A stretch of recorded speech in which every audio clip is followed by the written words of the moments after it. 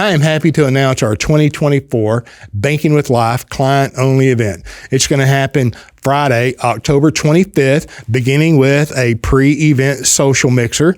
The day of the event is Saturday the 26th, followed by an after party. It's going to happen downtown Fort Worth. I will be speaking there. Others will be speaking as well. You'll have the opportunity to meet me, and I'm looking forward to meeting you. You'll have the opportunity to meet the whole Banking with Life team and a room full of people that practice the infinite banking concept from all over the country. Last year, we had about 130 people from 30 different states. The year before that was really good too. This year is going to be even better. We're going to have educational presentations and talks, and that should be important to you if you're practicing the infinite banking concept. I can't wait to see you. In this episode, I'm going to share a lengthy comment that we received on YouTube. Now, the gentleman is a perennial commenter. He's commented on several videos across several different platforms in varying links, but really the same types of comments that I'm going to share today.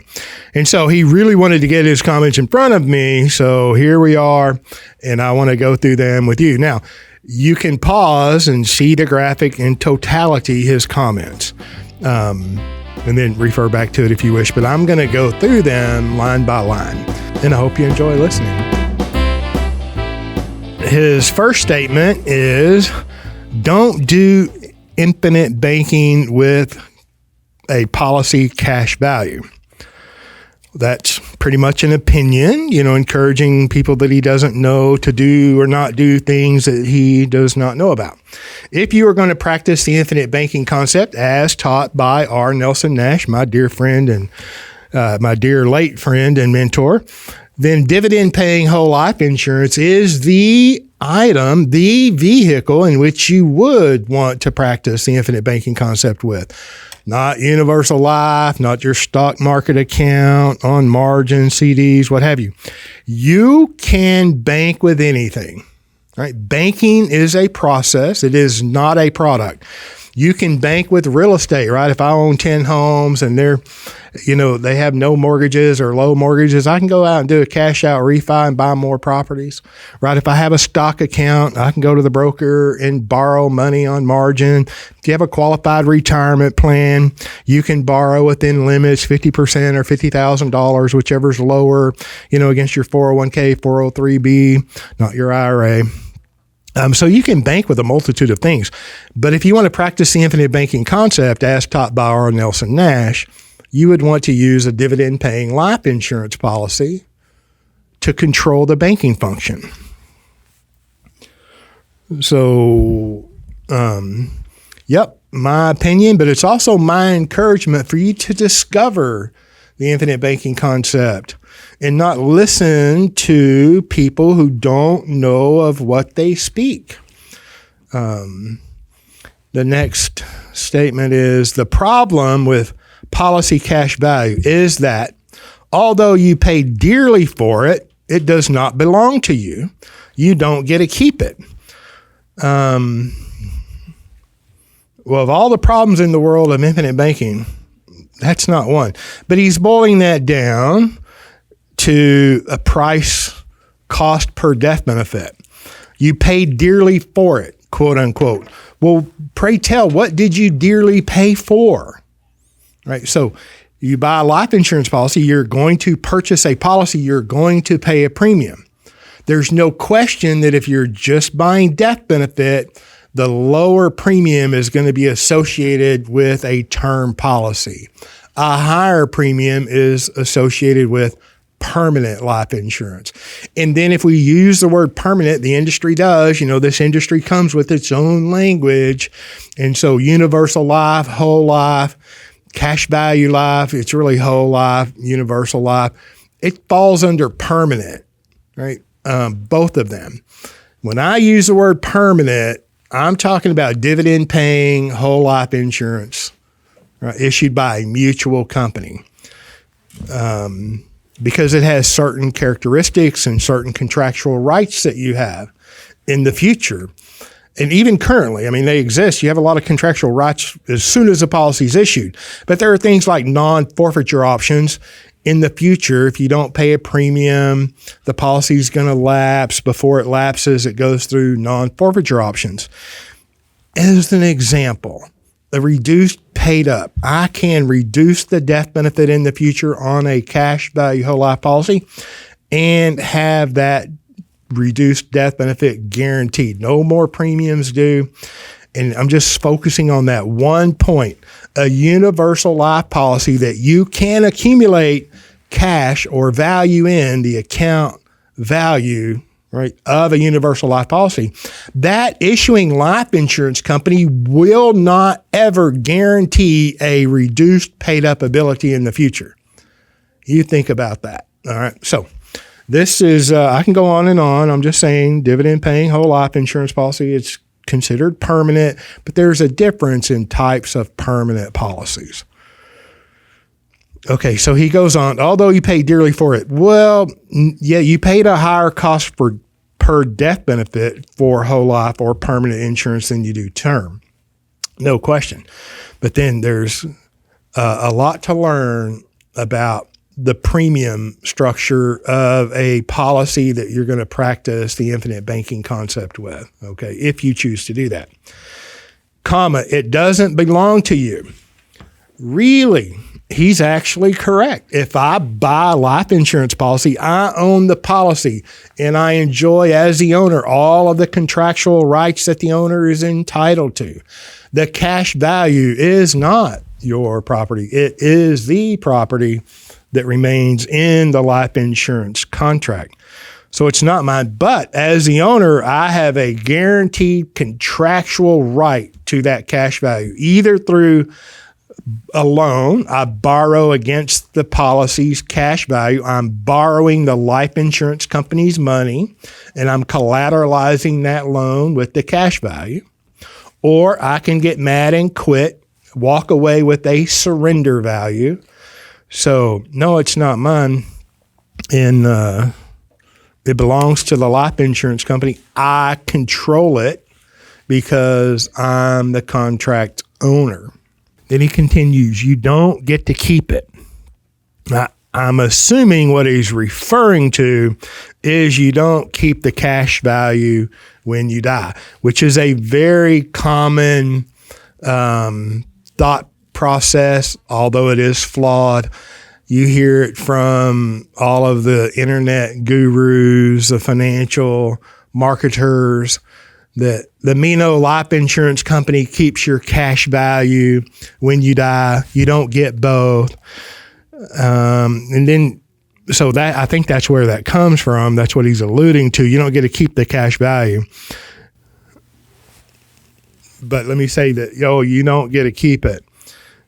So if you graduate, pass on through to the other side, let's say you have a $100,000 face amount policy and you have $50,000 in surrender value, you graduate, the death benefit is $100,000.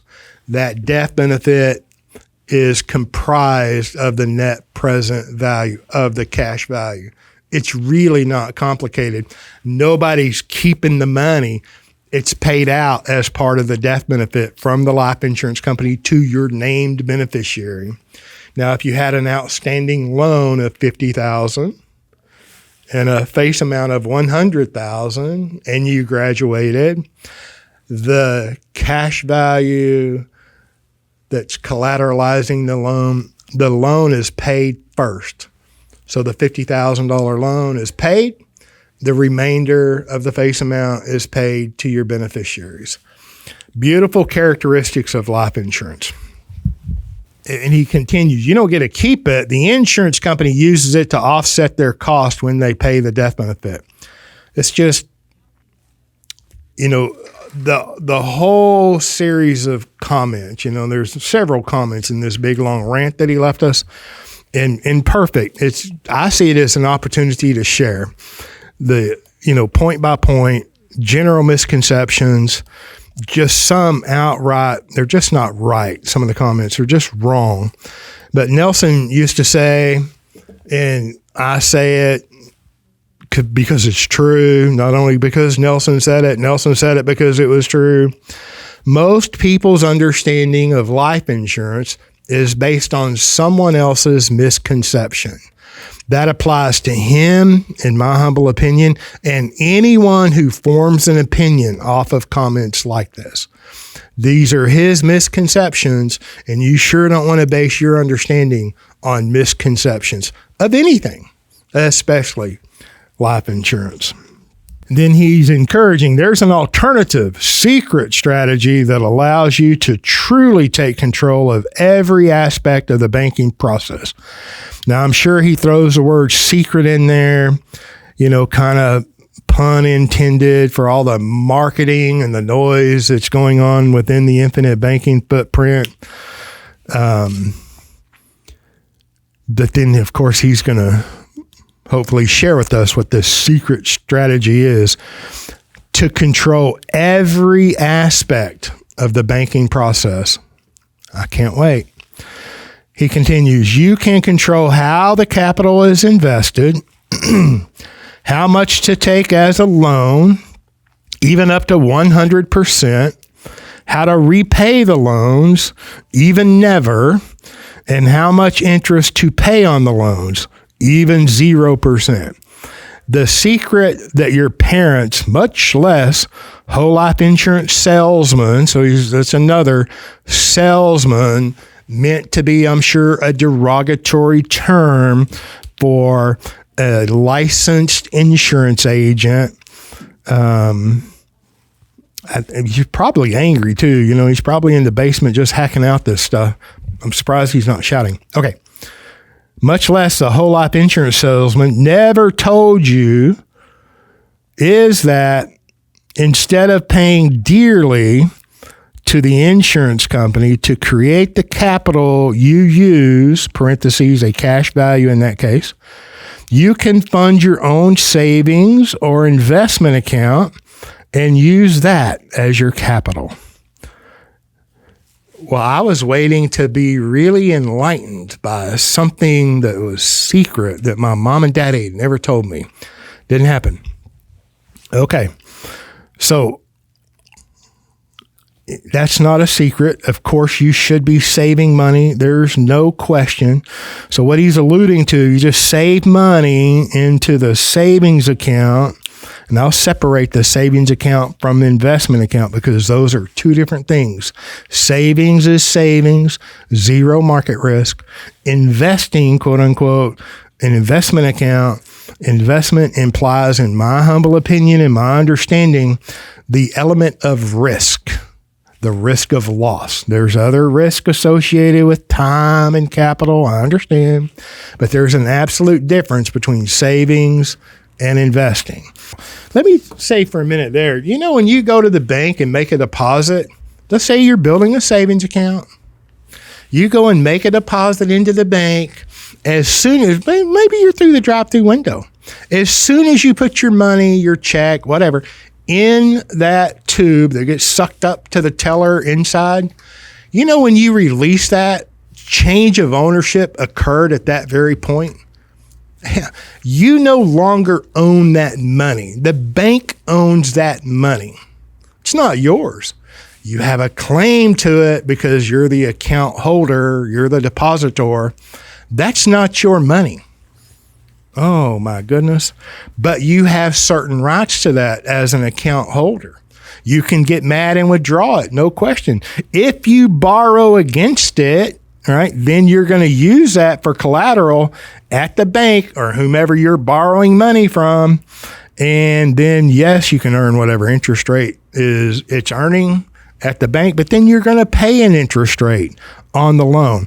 But he says you can take as a loan. That's a loan, right? A loan is a loan is a loan. A loan requires collateral and a loan agreement at the bank and anywhere else. Okay. All right. So if you're going to borrow the bank's money, you're going to pay them interest, and they're going to tell you when to pay it back, how much to pay it back, monthly, quarterly, whatever it is.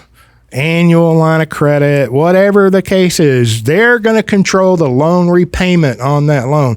And they're going to tell you what interest you're going to repay that loan at and when those payments are due. And then there's a whole series of events that could occur or will occur when you don't repay the loan. All right. So he used the word loan. Okay. And so if you're going to make a loan anywhere, you're going to have loan repayments. When it comes to the infinite banking concept and using this concept to control the banking function in your life, you're not practicing infinite banking. If you make loans without loan repayments, you're not doing it. Right? You're not being an honest banker. You're violating one of the first 4 fundamentals that Nelson Nash simply laid out. Number 1 is to think long range. Number 2 is don't be afraid to capitalize, i.e. pay a premium. And number 3 is be an honest banker. Don't steal the peas. All right? Okay. So the secret that the parents plus the salesman didn't tell you, is you can fund your own saving and of course you can. But then he talks about loans, right? So let's say you put money in the bank and you're accumulating money in a savings account. As soon as you withdraw that money, you are never going to earn another dollar of interest on that money that's withdrawn. Now, you may go put it in another bank or another place that has interest. Let's say I make a withdrawal to make a purchase.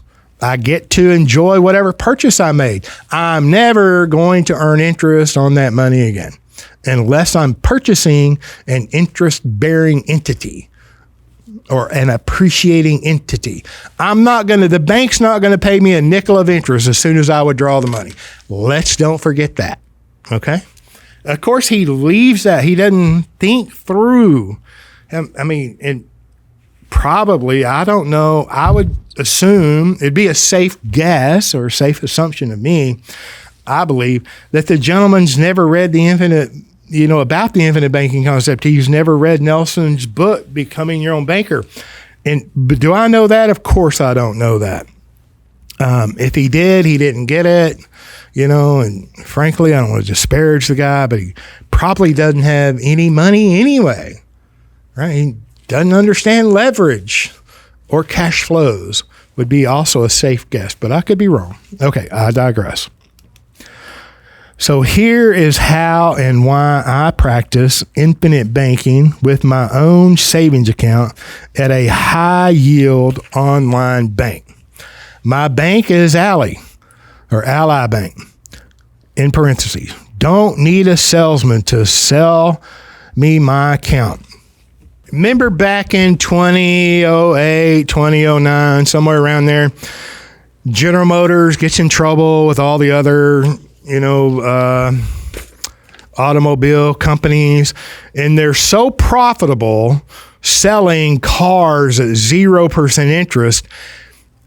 And they get into financial trouble. They had to sell the most profitable arm of their business, GMAC. Now think that one through. Yep, they sold it. It got reconstituted into Ally Bank. Yeah, they've been in trouble once. Okay. I'm just making a historical point. I could be wrong on the dates. And he doesn't need a salesman to sell him an account. Well, he's got to go talk to somebody at the bank, and maybe it's an online bank. He's got some paperwork to do. He might avoid speaking with somebody. Perfect. He didn't have to be convinced to save money in a savings account at a bank that's already been reconstituted. Like it's a bad thing that you have to talk to a salesman. And it may be a bad thing for him. Okay, he continues. My bank, where I quote unquote store my cash, does not charge any commissions. Period. I quote unquote broke even on day 1, not year 7. So maybe he's watched a bunch of videos online where a policy total premium compared to total cash value equalizes in year 7. I don't know where he's getting year 7. That's another safe assumption for me. So when he says broke even in year 7, of course, that doesn't take into account the death benefit or the cost of the death benefit, which he's very anti, right? The cost of the death benefit. I mean, even paying the cheap term premium to do an equal comparison just on that one point. If you put money somewhere over 7 years, there's a rate of return. If you're going to compare it to life insurance, you're going to compare the internal rate of return, but you also have to compare the cost over that 7 years or whatever time period you're comparing of the death benefit. So let's don't leave that out. Okay. And where he stores this guy doesn't store cash anywhere. He can't wait to withdraw it and not pay any interest or charge. Okay, he goes on, or he continues in that statement, does not charge any commissions. His bank doesn't charge commissions. Oh my goodness. They must be a nonprofit institute, right? They don't make any money, or do we use different terminology? Fees, commissions. Right. Surely the fees would be lower than commissions with your modest deposit. But it's not like it's not like anyone's putting money in the bank for free. Right. There are costs, but this also implies that commissions are bad. Right. And I personally don't believe they are. I am a licensed insurance agent. I get paid commissions. I'm also an investment advisor. I get paid fees. You know, and I know everything you do in life that has a cost for a product or service, me, the consumer, pays for all of it. Whether you call it a fee, a revenue share, a commission, W-9 income, W-2, well, not W-9 income, but potentially that could be a cost. If I back that up, like commissions have a bad connotation because it's commission. It's revenue, remuneration. Nobody here is working for free, right? And nor should they. I just don't think that personally that commissions are bad. Your bank is every lending institution. Of course, he's not talking about borrowing money. Well, he did earlier. If he borrows money, there's an interest charge. There are costs associated with storing your money, your wealth in a bank. Okay. Then he continues, my bank has no fees to SAP effective interest rate. Currently 4.25%.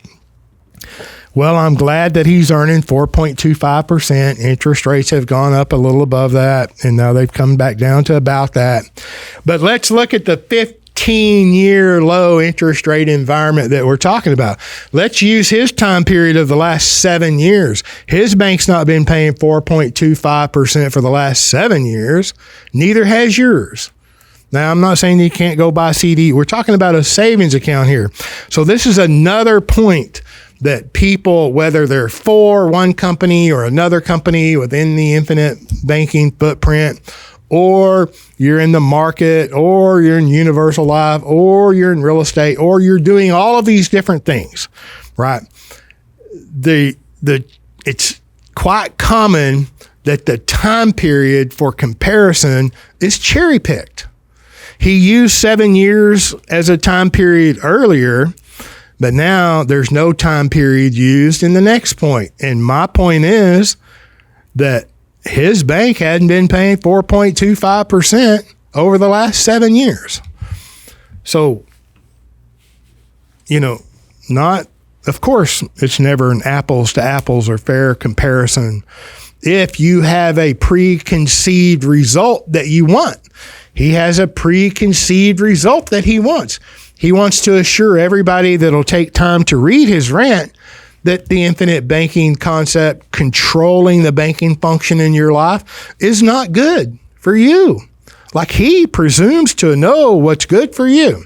And then he speaks about life insurance, of which he knows little about, or what he does know about is not enough to make the comments that he's making. in my humble opinion. But don't misunderstand me. I'm glad that he sent this long series of questions. Right? I sincerely see this as an opportunity to talk through them. And let me say this too, while I'm talking through these, I'm not being comprehensive.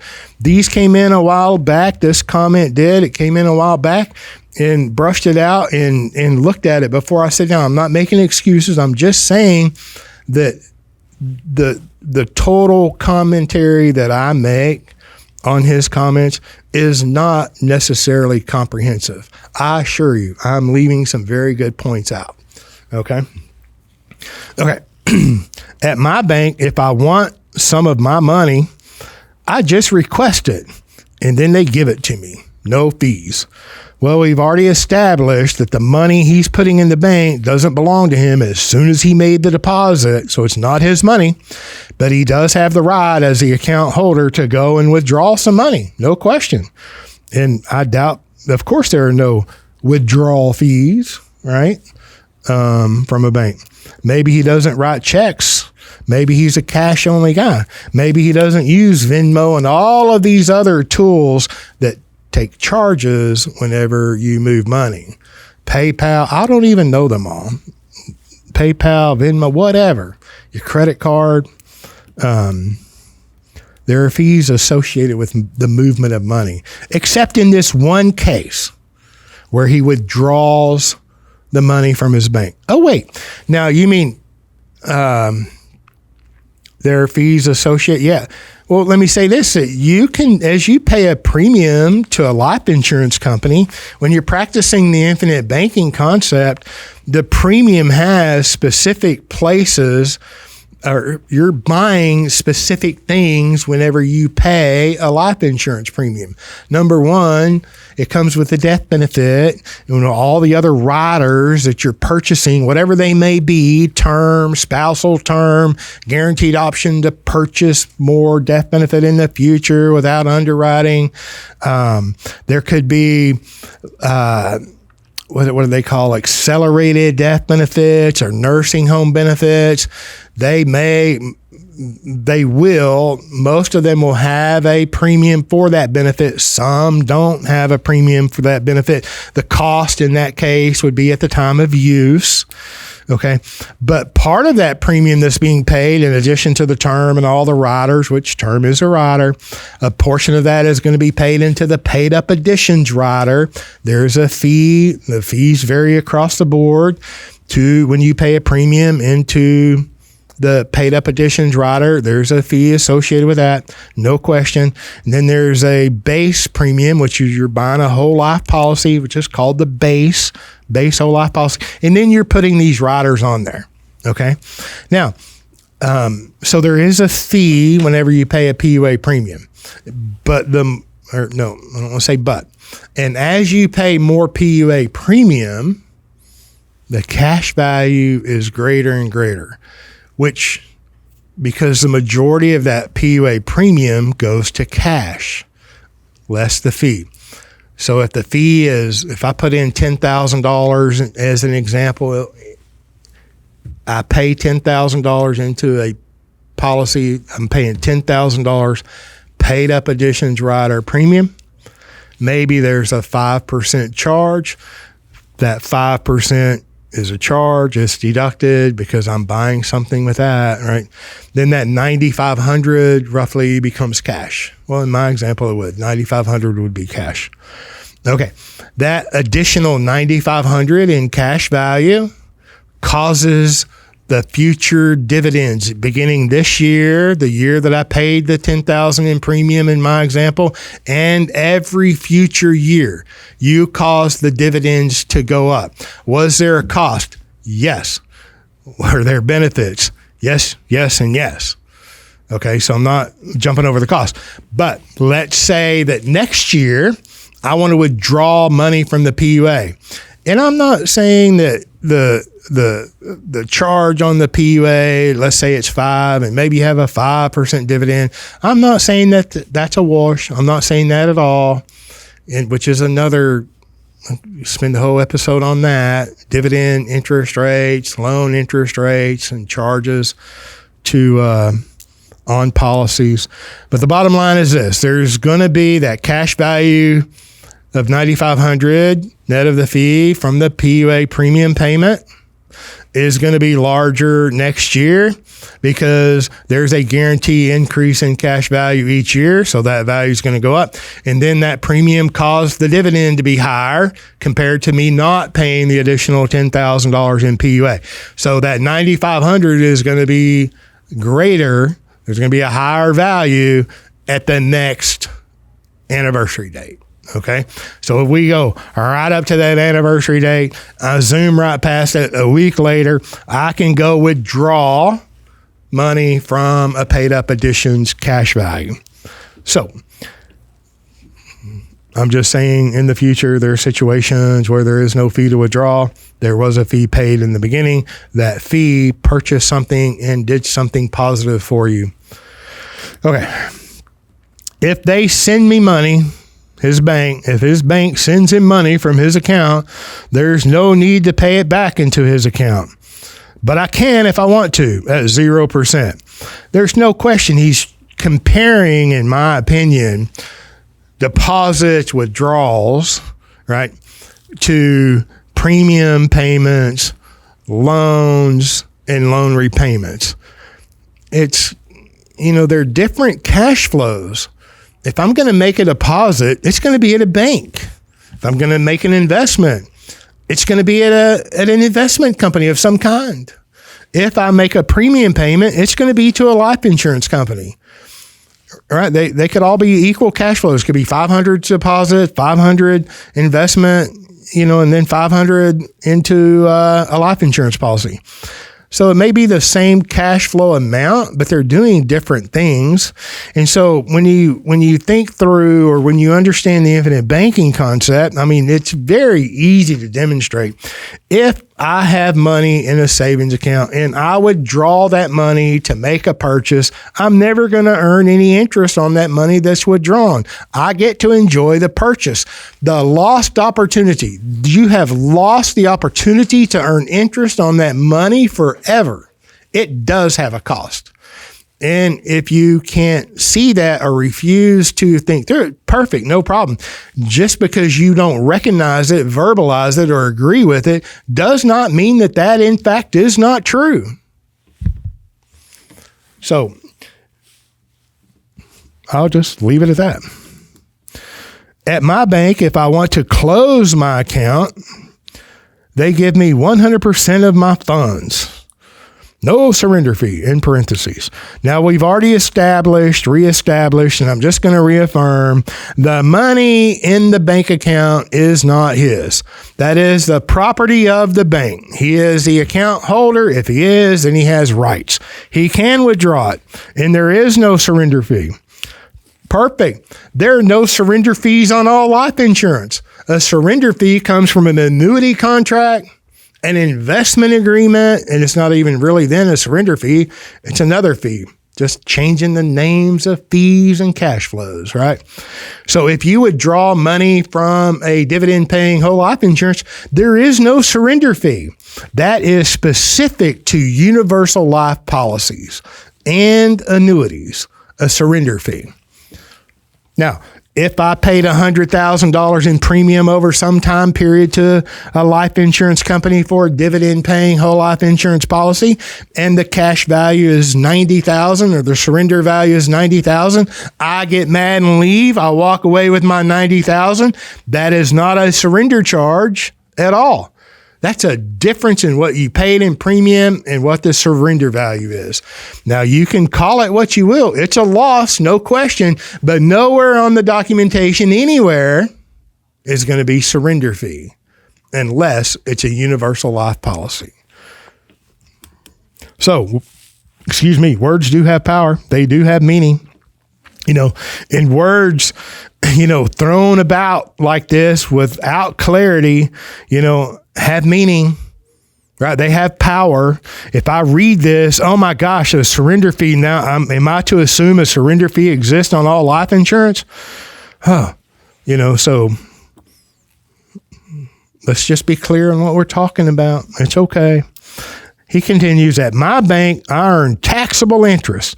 That is because my account experiences real growth of money I can readily spend.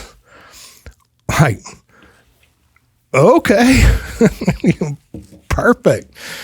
The cash value accumulation in a life insurance policy is legally, technically, and actually tax deferred. Doesn't mean it's not real. See the implication there? Oh, that's not real. Oh, it is real. It's a real number on a page, just like your account values at the bank are real numbers on a page until you go and actually get those worthless Federal Reserve notes, right? They're numbers on a page. They're real when you access the values. And they're even more real, if I can say, when you buy something, real property. Okay, so if the cash value is accumulating tax deferred, and it is, and you make withdrawals, it's only taxable if the withdrawal amount has exceeded the cash values, right? So let's say I paid in $100,000 in premium over time. I start making withdrawals, right? The withdrawals are tax-free to me, not taxable until I reach my basis. My basis is what I've paid into the policy. Let's say I paid in $90,000 in premium for the policy, and I have $100,000 in accumulated tax-deferred surrender value, and I start making withdrawals, right? In this situation, it's LIFO, last in, first out. FIFO, first in, first out. I can withdraw up to my basis, $90,000. No tax. Why? I'm just recovering my basis. And then when I withdraw above my basis, it's taxable at ordinary income tax. So it is real. At my bank, I will always have taxable interest income because I am able to pull out more than I put in parentheses. The same could apply to cash value, quote unquote, infinite banks, but you're unlikely to ever pull out more than you put in. It's almost too easy. It's almost too easy. He will always have taxable interest income from his bank. Oh, okay. Let's go back outside of your cherry-picked timeline. Go back 4 or 5 years when you were earning 0.1%. Yeah, great. And you get to pay taxes on it because it's a gain. Well, man, perfect. But he's implying he's always able to pull out more than he put in. And the same could apply to cash value infinite banks, but you're unlikely to ever pull out more than you put in. What's that based on? Getting mad and quitting in the first year? That's just, there's no basis for that statement, period. Even in his own scenario of earlier, where he is made whole or whatever terminology he used in the 7 years, right? 7 years, I'm saying cumulative premium equals cumulative cash value. Okay, well, if things continue, there'll be a year 8.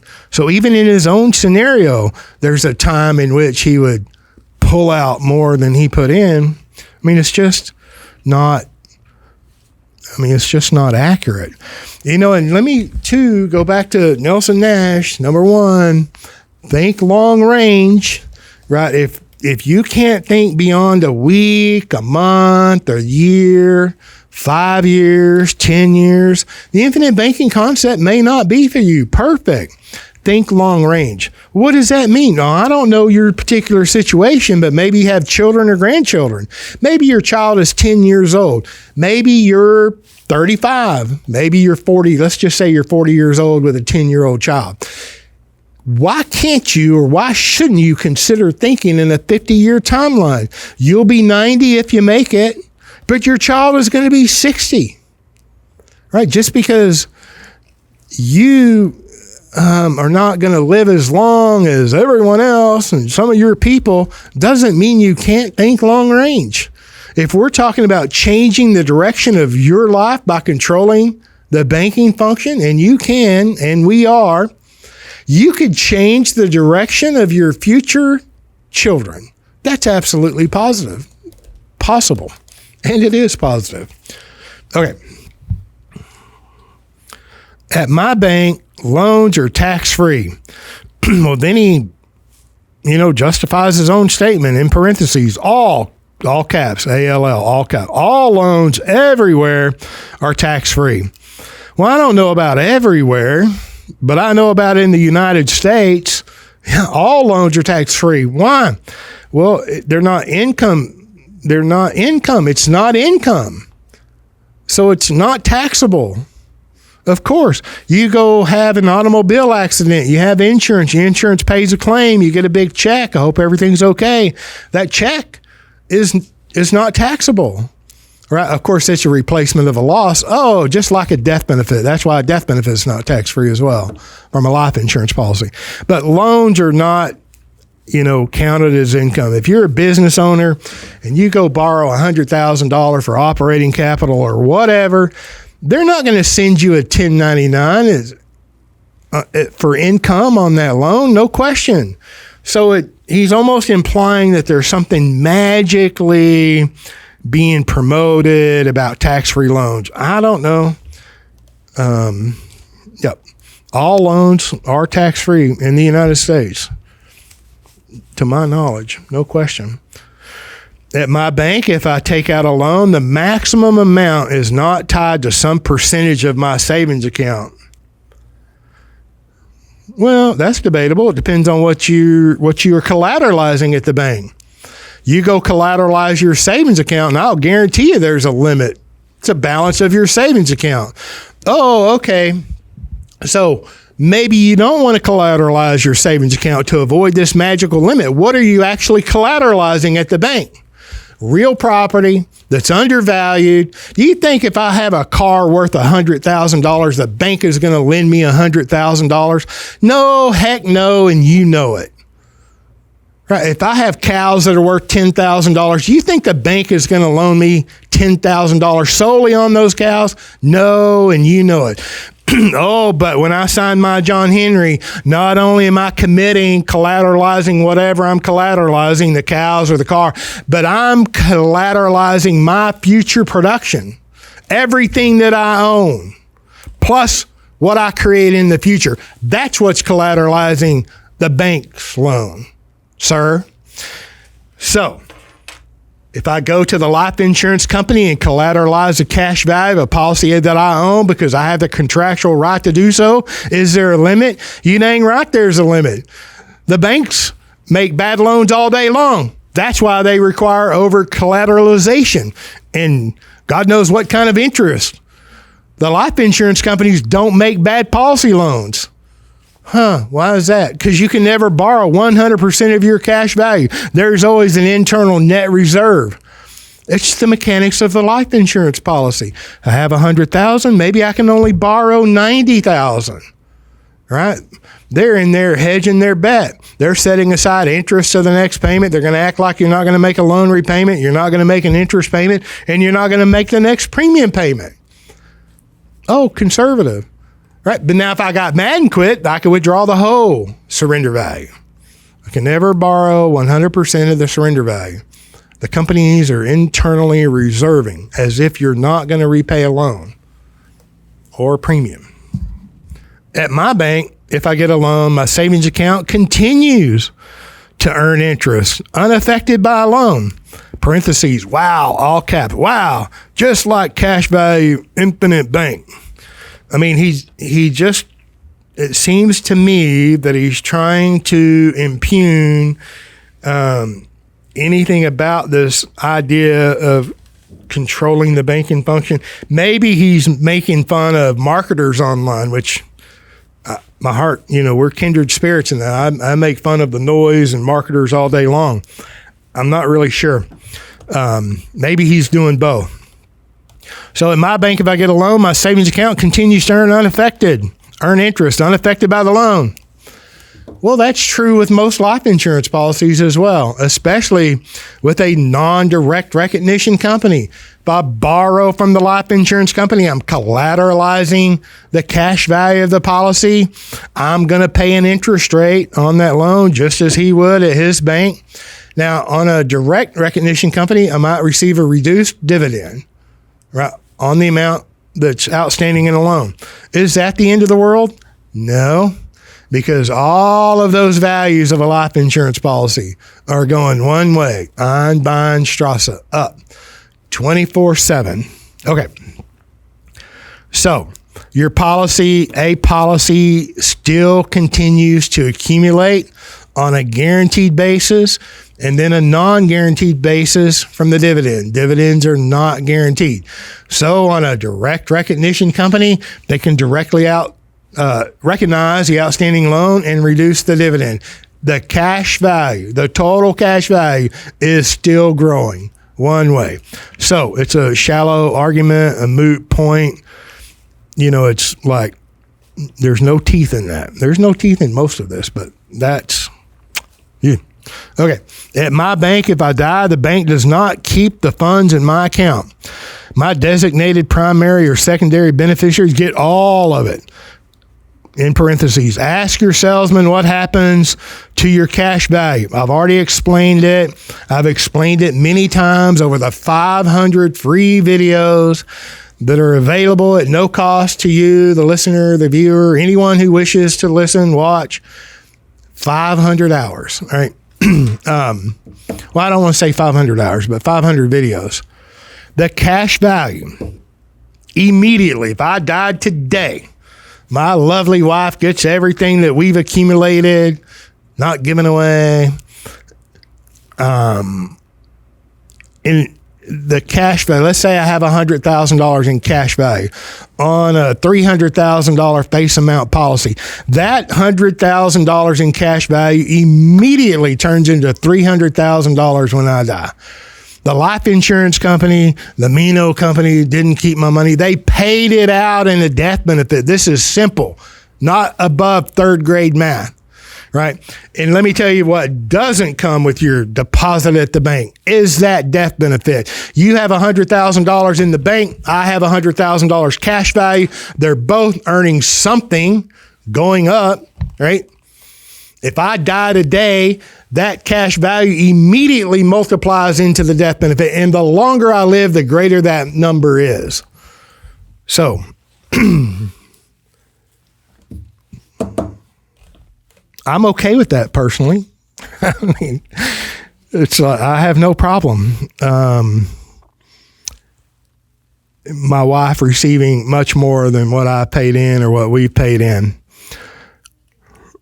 Okay, and then, if there is interest earned on his account when he dies, your estate is going to pay taxes on any interest that your estate earned. Oh, wait, and then you're potentially going to have to go through probate, not as an attorney, know some of the best ones in the country, not giving legal advice, but, everything that you own is going to be probated or passed by contract law. So I hope you have a will in place where your heirs can just waltz right into the bank and make your withdrawal right after your estate pays taxes on the interest that you earned. I graduated with a life insurance policy, $100,000 cash value, $300,000 in death benefit. My wife gets a check.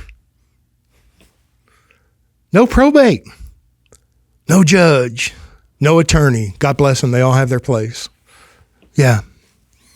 I guarantee you she'll be okay with that because there'll be a big hole in her life when I graduate. Right? I'm just saying. Okay. So ask your salesman, what happens to your cash value? This gentleman, Mark F. Let me be clear, Mark. I know you're trolling around on all the sites. The cash value immediately grows to the death benefit when someone dies. with life insurance. That's what happens. Therefore, it's paid out in multiples to the beneficiaries, primary, secondary, tertiary, income tax free, probate free. Not so with your savings account. I'm just glad with your commentary here, it implies that you may be saving money. So I'm very proud of you for doing that. Okay. My bank does not provide a death benefit. No kidding. Then in parentheses, OMG, at my stage in life, I don't want or need one, and they don't make me pay for it either. In parentheses, and if I want life insurance, I would buy a term policy. Perfect. Thank you for sharing your opinion and your position on life insurance. At your stage in life. Who knows what that means? Maybe you don't have any loved ones. Maybe you've never given any money altruistically over your lifetime, and you'd want to continue that giving if you graduate. Maybe that's never occurred. Maybe you've never given any. Maybe there's nothing that you care about that you want to continue to fund beyond your life. Okay. Maybe you have no loved ones that you want to leave anything to. Okay. But if you did, you're going to buy term. And with term, you'll have that coverage, and it'll pay if you die while that coverage is in force. Yeah. And we've all heard the statistics. I've heard anywhere from 97 to 99% of all term does not pay a death benefit. Yeah. Think about that. Wonder why, James, the longer you live, the higher the price, the premium is. You know, you buy these 30-year terms, buy term, and that's the difference. You wake up at 35 or 40 or 50 or 55. The price has gone through the roof. You can't keep it, but you tried to, so you go through underwriting, and you can't pass underwriting. Yeah. Term has its place. Term for a specified period of time. No question. You just live one day past your 10-year term. There will be no death benefit paid. But I appreciate you telling us what you would do if you did it. Okay. So that wraps up my commentary on Mark's comments. I thought that and I appreciate the comments. I just want to say, I don't agree with his comments, but I appreciate that he made them. He obviously wanted me to see them because he posted comments across several, channels, media platforms. He posted a lot. So he wanted me to see them. I've seen them. I've shared them and discussed them with you. I think that they're important because his questions and comments are framed from the position that he does not know what he's talking about. He has not read with at least an open mind, without prior contempt, Nelson's book, Becoming Your Own Banker. Now, he may have listened to a bunch of marketers out there about the infinite banking. No question that could be very true. But his understanding of life insurance is clearly based on someone else's misconception. So I thought this was very powerful. That's why I wanted to do it all in one take. And so I hope it helps. Mark, I hope it helps you, sir. And I would just encourage you to continue your thinking, right? Just expand your thinking. And I've had fun, and I hope you enjoy it. So thank you.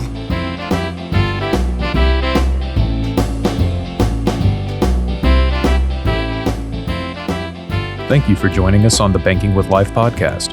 If you're watching on YouTube, make sure to like and subscribe and click on that little notification bell. Otherwise, join us on Apple Podcasts and Stitcher for weekly content.